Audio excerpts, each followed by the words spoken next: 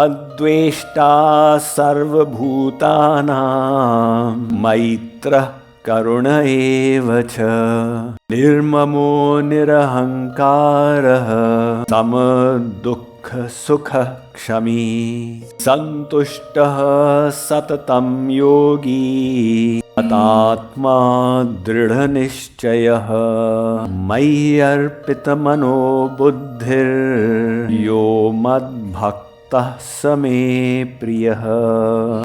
Translation: those devotees are very dear to me who are free from malice towards all living beings, who are friendly and compassionate.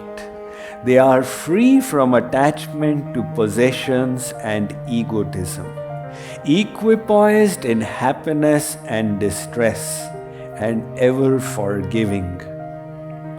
They are ever content, steadily united with me in devotion, self-controlled, of firm resolve, and dedicated to me in mind and intellect.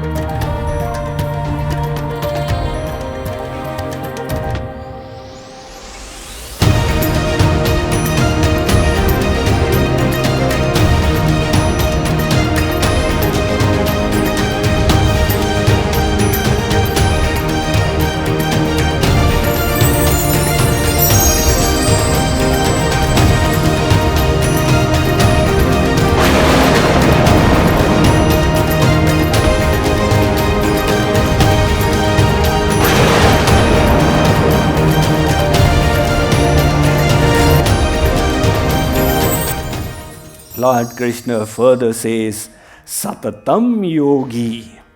Satatam. This word Satatam comes so many times in the Bhagavad Gita. So yog means union. The union of the consciousness with the Supreme. And Satatam yogi means those devotees, Arjun, whose minds are always in God. See, many people believe in half-yearly bhakti. You see how many people come to the Radha Krishna temple on Janmashtami day? There's a line of 10,000 people. So half-yearly bhakti is good enough for them.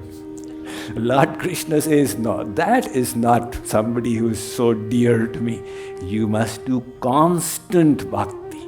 Keep your mind always in me. So there's so many things that we need to keep as our ideals to work towards. He's just enlisting out here the various qualities, etc. of devotees. Dridha nishchaya. Now he says, those who are of firm resolve. As the saying goes, when the going gets tough, then the tough get going. So when things are easy and you say Radhe Radhe, that's all fine. But when things are getting a little upset in your life, do you still continue to say Radhe Radhe? When the journey becomes difficult, when there are obstacles in the seva that you are doing, somebody is misunderstanding you, there's a challenge, there's a hardship, do you say, no, I've taken this work up for God and I will persist no matter what? That quality of persistence is such an important quality. There's a sociologist called Angela Duckworth who has said the most important quality for success in life is perseverance. So she studied the United States Military Academy in Washington, D.C., which is so difficult to get into, more difficult than Harvard, because to get into Harvard, you don't have to do push-ups. But here, you have to be at least a school captain or something. And the process begins from grade 8. You need a recommendation from a senator to get in. And finally, out of 20,000 students who apply, the selection keeps reducing them, and 1,500 get in. So the first 12 weeks they are subjected to a program called the Beast. It is such a severe program that 25% of the students, they drop out. Now, psychologists have always been puzzled that for 4 years they prepared themselves, and in 12 weeks they dropped out. What quality in their personality led to it? And what is that virtue within that enables the students to continue? And psychologists for decades studied it. They said, does it relate to the whole academic score, where they combine your SAT scores, how intelligent you are, but even the most intelligent people were dropping out and the less ones intelligent were continuing? Is it related to the way you visualize? Psychologists tried to analyze the mapping. What do they dream about? What do they talk about? It had nothing to do, until it was pinpointed to the quality of grit. Grit means determination to carry on, no matter how difficult the journey becomes. That same grit is so important in this spiritual journey. The spiritual journey is not for the cowards, it's for those who are brave. Kabir ji says, "Teer talwar se jo lade so shurveer nahi hoye." Those who fight with swords are not the brave ones. Maya taji bhakti kare shur kahave soy. It is those who can reject the material allurements and go towards devotion who are truly brave. So don't expect the journey to be a cakewalk. Sometimes people say, I planned to come to the retreat and my flight got cancelled. Why did God cancel my flight when I wanted to come for a good work? So just because you wanted to do a good work, you think God will lay a red carpet for you? God will test, do you really want to come or not? He tested Hanuman when Hanuman jumped over the ocean. There was one after the other obstacles and allurements on the way. So, likewise, if you want to succeed on this path, you have to tighten your belt and say, okay, Shree Krishna, no matter whatever you throw at me, I am not going to be dissuaded. I have come here. If you release your Sudarshan Chakra, even then, I am not going to change my decision. That is Dhrida Nishchaya.